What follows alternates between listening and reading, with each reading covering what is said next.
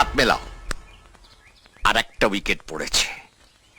বেটা খেলছে একেবারে ব্রেটলির মতো, পটাপট উইকেট তুলছে। ওদিকে যত কটা উইকেট পড়বে না, মনে করো আমার পুকুরে তত লরি মাটি পড়ছে।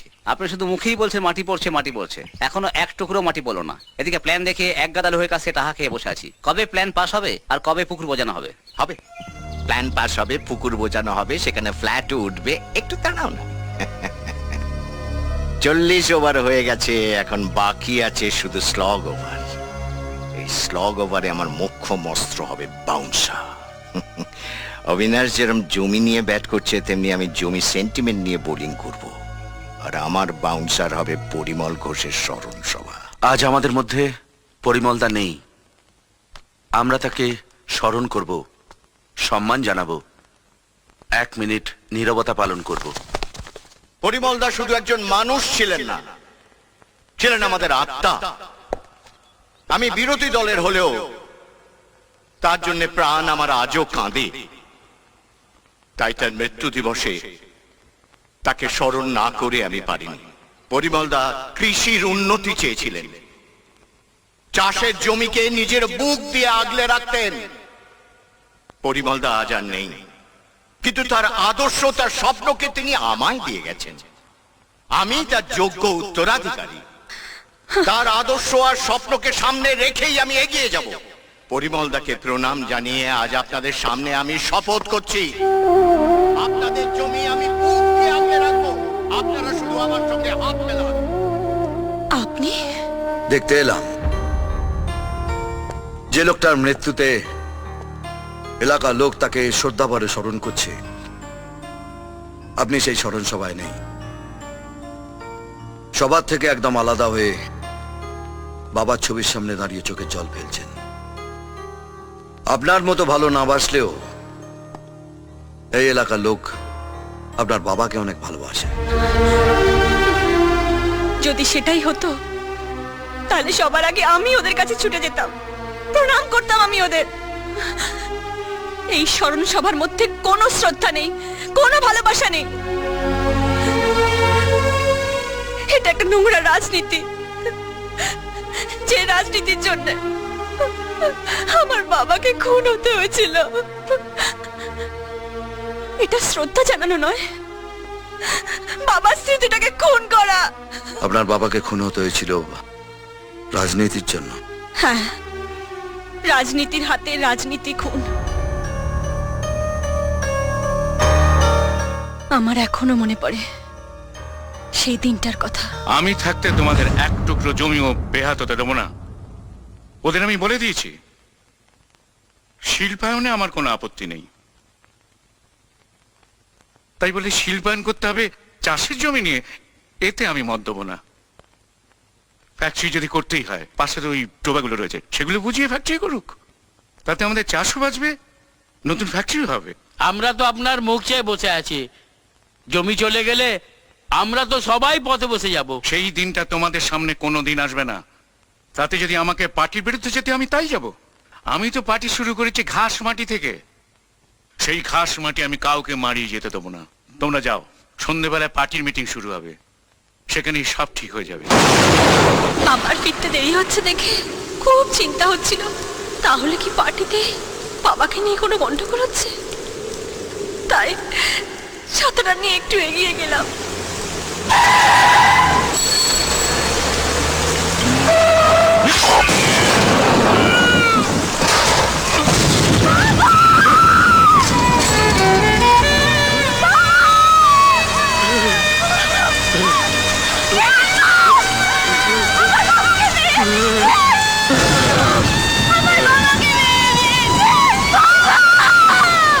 এরপরেও বলবেন ওরা যেটা করছে শ্রদ্ধা করে, ভালোবেসে? পুলিশকে আপনি খবর দেননি? ঠিক মনে পড়ে না, কতদিন না খেয়ে পুলিশের দরজায় ঘুরে বেরিয়েছি, ডিআইজির কাছে পর্যন্ত গিয়েছিলাম। অনেকবার ভেবেছি এখান থেকে চলে যাই, তাহলে তো আমাকে মানুষগুলোর মুখ দেখতে হবে না। কিন্তু আমি পারিনি। বারবার মনে হয়েছে বাবাকে কি বলবো? বাবার সঙ্গে যে রোজ আমার স্বপ্নে কথা হয়, বাবা বলবে না এই তোকে আমি মানুষ করলাম, একটা অন্যায় প্রতিবাদ করতে পারলি না, পালিয়ে এলি।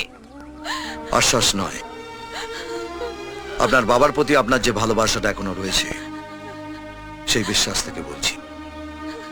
আপনার বাবার খুনি শাস্তি পাবে, আর আপনি আপনার বাবাকে এখন থেকে সেই কথাটা জানিয়ে দিতে পারেন।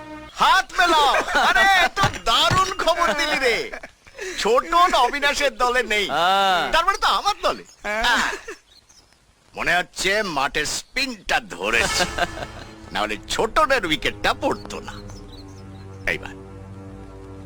এইবার শুরু হবে সত্যব্রত চ্যাপেলের প্রেসার ট্যাকটিস। সালা ছোটনটা এইভাবে পাল্টি খেয়ে গেল, ওটাকে খতম করতেই হবে। কোনো গন্ধ পাচ্ছেন?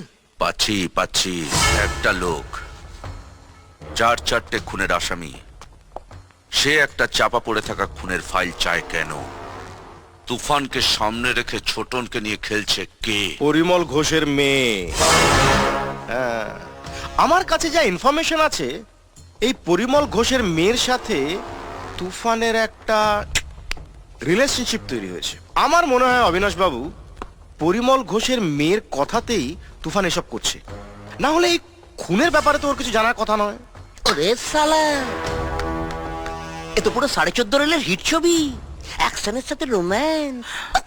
যদি সেটাই হয়, তাহলে পরিমলের মেয়ের কপালে অনেক দুঃখ আছে। ছবিটা 14.5 রিলে শেষ হবে না, 7.5 রিলেই শেষ হয়ে যাবে। তুফান অবিনাশ মুখার্জিকে ভালোই বাঁশ দিচ্ছে। বাস কতটা দিচ্ছে বোঝা খুব মুশকিল, বুঝলে? এই যতক্ষণ পর্যন্ত না ওই আগাটা দেখা যাচ্ছে। হ্যাঁ, মানে একটা উটকো লোক সবে এখানে এসে বসে আমাদের জন্য এত কিছু করছে কেন? হ্যাঁ কেন? বলি আমরা ওর ভাসুর না শ্বশুর? হ্যাঁ, আমার মনে হয় ওর ভিতরে ভিতরে অন্য কোনো প্ল্যান আছে। কে আপনি? প্রশ্নটা আমারও। আমি তো আমার পরিচয়ে আপনাদের কাছে লুকোয়নি। লুকিয়েছেন। যে মানুষ খুন করে তার অন্য মানুষের জন্য প্রাণ কাঁদে না, তাই একটা সাধারণ খুনের আসামির সঙ্গে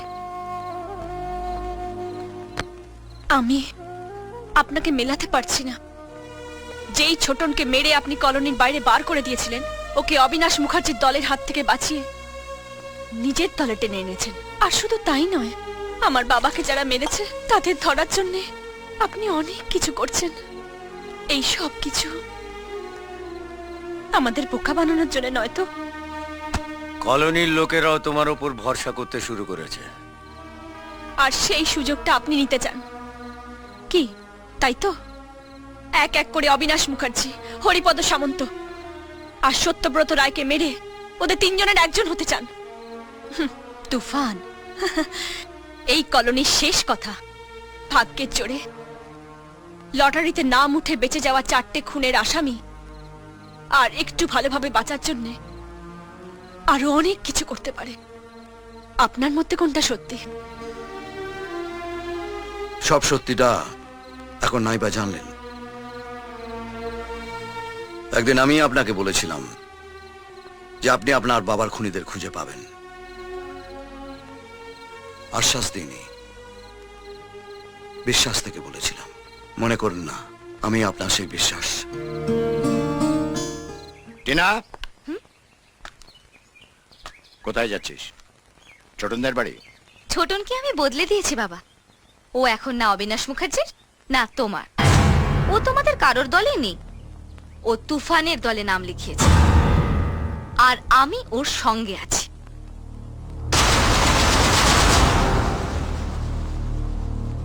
দলের ক্যাপ্টেনটাকেই তুলে নেবো, সবাই তো এমনি এসে যাবে।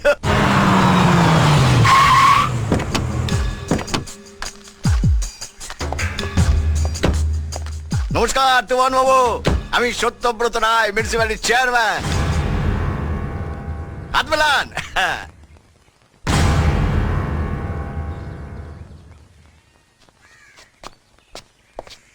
এত মন দিয়ে কি খবর পড়ছেন? হ্যাঁ, রাশিফল দেখছি কার কার সময় খারাপ যাচ্ছে। ও আমি না দেখেই বলে দিচ্ছি, কুম্ভ আর মেষ একটা অবিনাশ মুখার্জি আর একটা ওই হরিপদ সামন্ত। শালা জামাইবাবু দুটোকেই আপনি যা হুড়কো দিয়েছেন না, আপনার খুব আনন্দ হচ্ছে না? হবে না? না হলে আপনার কাছে ছুটে আসি। শুনুন, লড়তে হবে। আপনি আর আমি যদি এক হই না, তাহলে এই হরিদেবপুর তো আমাদের। ওই অবিনাশ মুখার্জিকে না এলাকা ছাড়া করে ছাড়বো। হাত মেলান। আপনার কি রাশি? কর্কট। ওটারও সেই একই অবস্থা, কুম্ভ আর মেষের মতো। শনির 7.5 চলছে, আকস্মিক প্রাণহানির শঙ্কা রয়েছে। হাত মেলান। না থাক, এবার থেকে হাত মেলাতে হলে 7.5 বার ভাবতে হবে। চলি।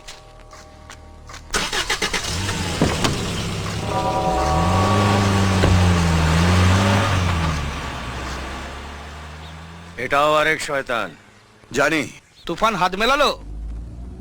না রে, মনে হচ্ছে জাত আর হাত দুটোই আলাদা। খুব হাড়গাট মাল। ওই ইন্ডিপেন্ডেন্ট এমএলএর মতো ওত পেতে বসে আছে। কোয়ালিশন সরকারের যে দল বেশি মাল দেবে তার ডাল ধরে ঝুলে পড়বে। তাহলে কি হবে দাদা? ওকে হাতে আনতে হলে আমাকে অন্য হাতে আগে হাত মেলাতে হবে। আল্লাহু আকবার, আল্লাহু আকবার। আশহাদু আন্না ইলাহা ইল্লাল্লাহ, আশহাদু আন্না মুহাম্মাদ রাসূলুল্লাহ।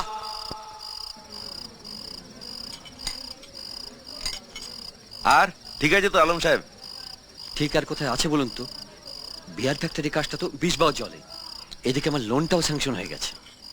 আপনি ইউবি গোষ্ঠীকে জমি পাই দেওয়ার ব্যাপারে যেভাবে আদা জল খেয়ে লেগেছেন, আমাকে কলোনিটা পাইয়ে দেওয়ার ব্যাপারে কিন্তু সেভাবে কিছু করছেন না। আলম বাবু, সেটাই যদি হতো তাহলে আমি আপনার এই ইফতার পার্টিতে কি আসতাম? জয়বাবু আপনার ইফতার পার্টিতে এসেছেন মানে ধরে নিন আপনার বোতল তৈরির কাজ শুরু হয়ে গেছে। আলম বাবু, কলোনিটা এখনই আমি আপনাকে দিতে পারছি না, কারণ ওখানে একটা কাঁটা ফুটে আছে। আর কলোনির লোকেদের উচ্ছেদ করতে গেলে বড়সড় একটা গন্ডগোল হতে পারে। আর ইউবি গোষ্ঠী আসার আগে আমি কোনো রকম ঝামেলা চাইছি না। তাহলে দুটোই আমার হাত থেকে বেরিয়ে যাবে। ব্যাপারটা আমিও ভেবেছি। তুফান নামে যে গুন্ডাটা কলোনিতে এসে উঠেছে, হিরো হতে চাইছে। শুধু আমার সাথে, হরিপদ বাবুর সাথে এসব ঝামেলা টামেলা হয়েছে। ঝামেলা মানে? আমাকে কেলিয়েছে? কি সাহস, একবার ভাবুন। আরে টিকিট ব্যাক করা ছেড়ে দেওয়ার পর থেকে আমি কারো হাতে এরকম কেলানি খাইনি। হরিপদ, কথাটা একটু কম বলো। আলম সাহেব জানতে চাইলেন যে? হাট! এরকম অনেক হিরোকেই তো আপনি এর আগে সাফা করে দিয়েছেন অবিনাশ বাবু। এটাই বা পড়ে থাকে কেন? থাকবে না, এটাও ফাঁকা হবে। শুধু কোথায়, কখন, কিভাবে সেটা ঠিক করে নিতে দিন। সরো না। এই একটা ব্যাপারে আপনাদের বিরোধিতা আমি করব না, বরং সঙ্গ দেব। হাত মেলান।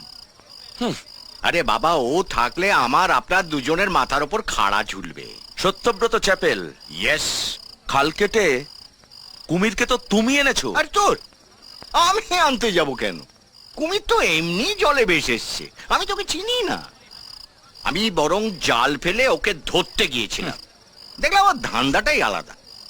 ও আপনাকে আমাকে দুজনকে গিলেই হরিদেবপুরের দখল নিতে চায়।